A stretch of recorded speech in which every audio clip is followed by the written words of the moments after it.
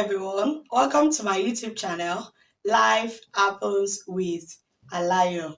Today I have a guest on the show with me in person of Mrs. Olorunda. You're welcome, ma. Thank you, ma. Thank you all for your engagement on my channel, for your likes, for your comments and shares. They really mean a lot to me. Today we'll be talking about an important DM that I received. And that's why she's here to give us her opinion on the matter. I will be reading out the message, and after which she will give us her opinion on it. I, Alayo, please share this. I think I have fallen out of love with my husband of 12 years due to his numerous cheating habits. I have pleaded, talked, prayed, forgave, did all I could, but he's not changing. I have seen different shades of cheating from this man. Our sex life is great, but he keeps having affairs. I don't feel love or emotional attachment to him anymore. I don't care about what he does. Even his affairs no longer have an effect on my emotions. I feel less concerned about him. He even says it himself that I've changed. I don't have a new man in my life. He just doesn't attract me anymore. And I don't know the way forward. Wow. 12 years. Ma, what do you think? What is your opinion on this? Well, thank you, Alaya, for having me here. Yeah, you're welcome, ma. I think to the woman, the first thing she needs to do is she needs a therapist. She needs a therapist because she said she has forgave, she has done this and that, and she needs a therapist. And after that, I think she needs to call the man and communicate. I think communication is missing in that. With the way she sent the message, though we are not the woman, and she knows what she's passing through. Yes. But I think she needs a structured communication. It is not a communication of which daddy talk by we want to eat. It is not that kind of communication. It's not sit the man down. You need to communicate from where you are presently. Like a deep heart-to-heart conversation. Exactly. What is that thing that you're not seeing in me, that you're seeing in other women outside there? Is there anything you want me to put in place? These are the things they need to do. After which they've done that, I think the woman needs to do a kind of self-evaluation. Okay. Just take a look at herself. Now it is not about the man alone. Yes. They are into this together. When you're saying that, my husband is this, my husband is that, have you tried to call yourself to order? Okay. Is there anything I need to put in places? My dressing, my sense of humor, and every other things like that. Do a self-evaluation of yourself. And if you know that you've done every of this thing I've said, then go into your war room. There are things that we need to do as a woman. Okay. That we win battles on our knees.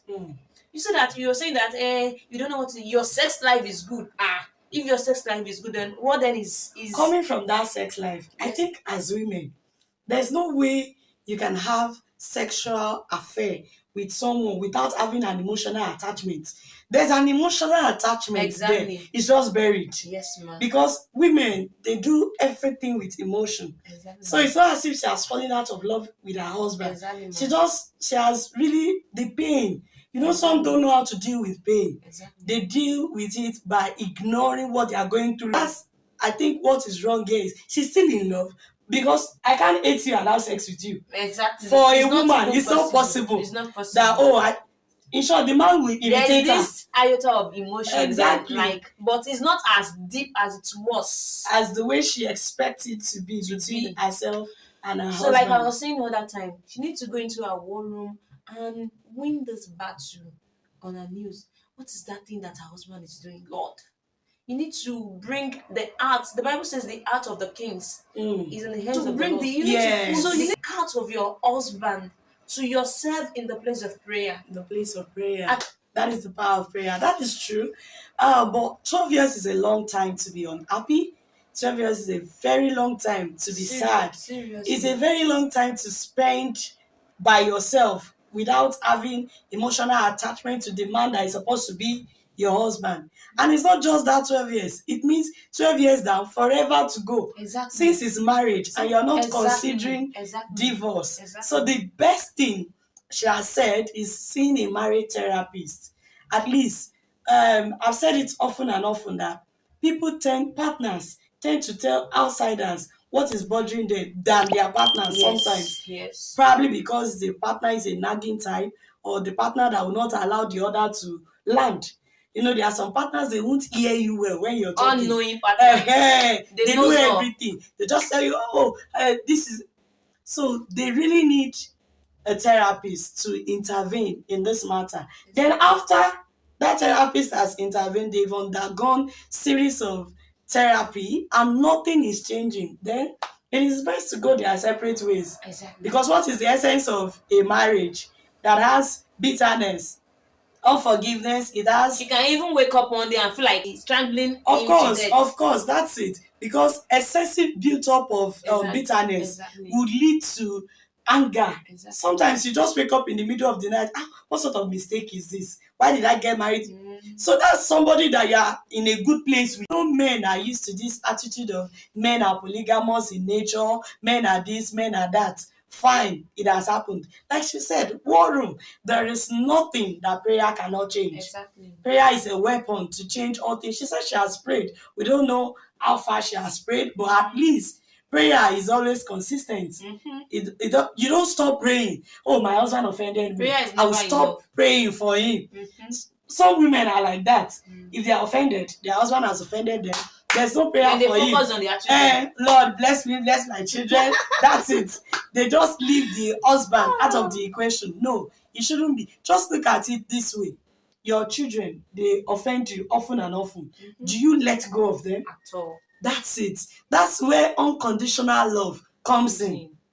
Our children offend us sometimes terribly, but at the same time, we still find ourselves petting them. We still find ourselves trying to bring them back to order. So we should do the same thing. See, men and women, we are babies to each other. My husband is my baby, I am his baby. Where his mother has nurtured him to a point, that's where I grabbed him from. So I have to remold and restructure him to the kind of person I want. Now imagine the upbringing of the man might be the type that they do not value women.